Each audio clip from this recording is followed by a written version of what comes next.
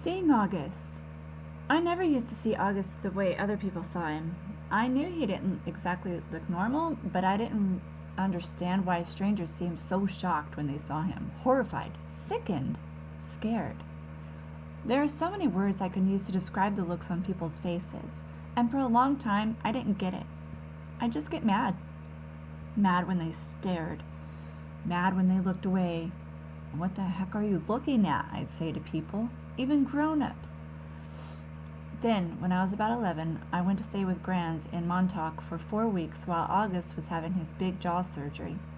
This was the longest I'd ever been away from home, and I have to say, it was so amazing to suddenly be free of all that stuff that made me so mad.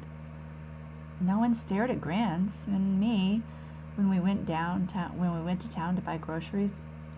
No one pointed at us. No one even noticed us. Grands was one of those grandmothers who do everything with their grandkids. She'd run into the ocean if I'd asked her to, even if she had nice clothes on. She would let me play with her makeup and didn't mind if I used it on her face to practice my face painting skills. She'd take me for ice cream, even if we hadn't eaten dinner yet. She'd draw chalk horses on the sidewalk in front of her house. One night, while we were walking back from the town, I told her that I wished I could live with her forever. I was so happy there. I think it might have been the best time in my whole life. Coming home after 4 weeks felt very strange at first. I remember very vividly stepping through the door and seeing August running over to welcome me home, and for this tiny fraction of a moment, I saw him not the way I've always seen him, but the way other people see him. And it was only a flash, an instant while he was hugging me, so happy that I was home, but it surprised me because I'd never seen him like that before. And I'd never felt what I was feeling before either, a feeling that I hated myself for having the moment I had it. When he was kissing me with all his heart, all I could see was the drool coming down his chin. And suddenly, there I was, like all those people who would stare or look away, horrified, sickened, scared. Thankfully, that only lasted for a second. The moment I heard August laugh, his raspy little laugh, it was over. Everything was back to the way it had been before. But it had opened a little door for me, a little peephole. And on the other side of the peephole, there were 2 Augusts, the one I saw blindly and the one other people saw. Wow, guys, it sounds like even though it wasn't a good thing, she is now able to have a little bit more understanding where people are sort of coming from, and the shock of it all, and once you don't know somebody and all you have is to judge what they look like or something. So it sounds like now she has a little bit more understanding where people are coming from. Not that it makes it right. Okay, back to it. I think the only person in the world I could have told any of this to was Grands, but I didn't. It was too hard to explain over the phone. I thought maybe she came for Thanksgiving, I'd tell her what I felt. But 2 months after I stayed with her in Montauk, my beautiful Grands died. It was so completely out of the blue. Apparently, she had checked herself into the hospital because she'd been feeling nauseous. Mom and I drove out to see her, but it's a 3-hour drive from where we live, and by the time we got to the hospital, Grands was gone. A heart attack, they just told us, just like that. It's so strange how one day you can be on this earth, and the next day not. Where does she go? Will I ever see her again? Or is that a fairy tale? You see, movies and TV shows where people receive horrible news in hospitals, but for us, with our many trips to the hospital with August, there had always been good outcomes. What I remember the most from the day that Grands died is Mom literally crumpling to the floor in slow, heaving sobs, holding her stomach like someone had just punched her. I've never, ever seen Mom like that. Never heard sounds like that come out of her. Even through all of August's surgeries, Mom had always put on a brave face. On my last day in Montauk, Grans and I had watched the sunset on the beach. We had taken a blanket to sit on, but it had gotten chilly, so we wrapped it around us and cuddled and talked until there wasn't a sliver of sun left over the ocean. And then Grans told me she had a secret to tell me. She loved me more than anyone else in the whole world. Even August? I asked her. She smiled and stroked my hair like she was thinking about what to say. I love Augie very, very much, she said softly. I can still remember her Portuguese accent, the way she rolled her R's. But she has many angels looking out for him already, Via, and I want you to know that you have me looking out for you. Okay, Menina Querida? I don't know. I want you to know that you are number one for me. You are my... She looked at the ocean and spread her hands out like she was trying to smooth out the waves. You are my everything. You understand me, Via? Tú es mío todo.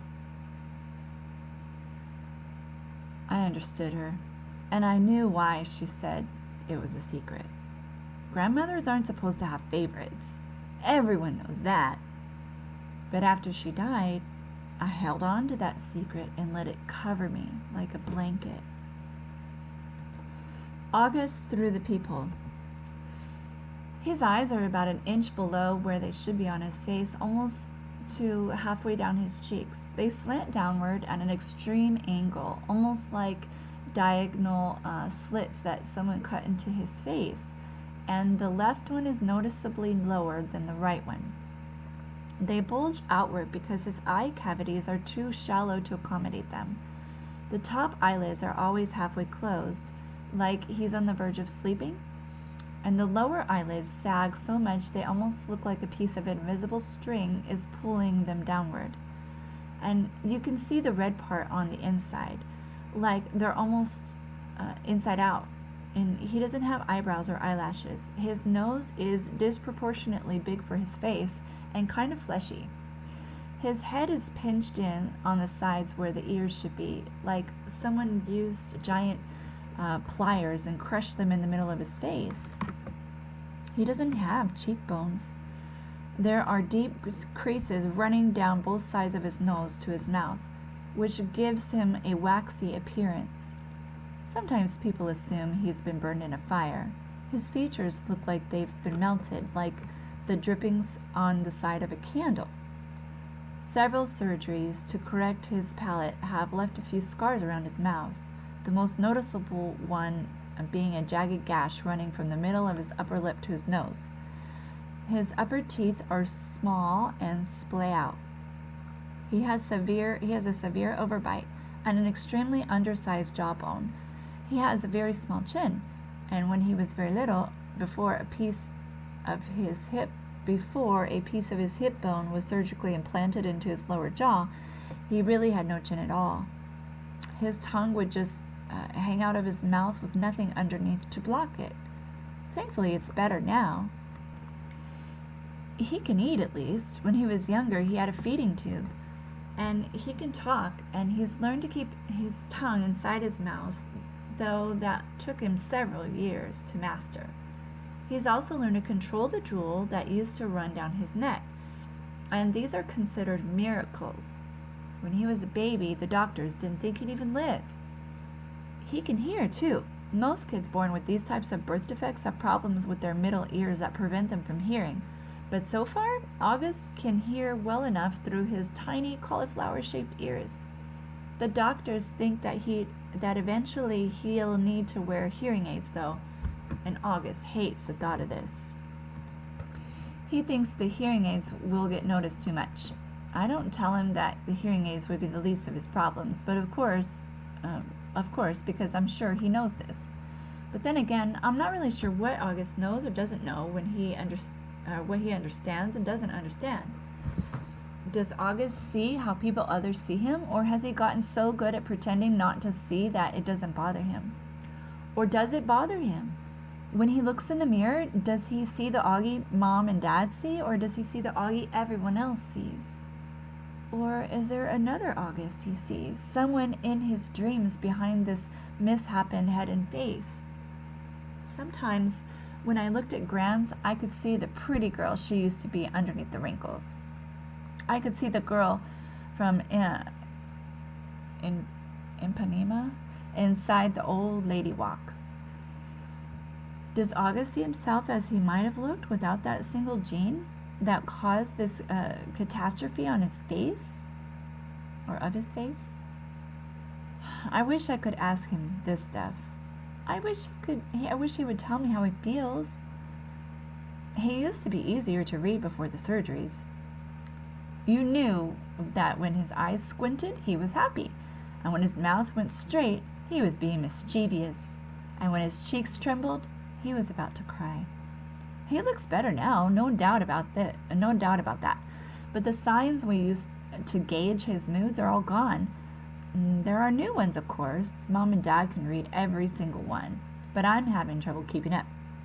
There's a part of me that doesn't want to keep trying.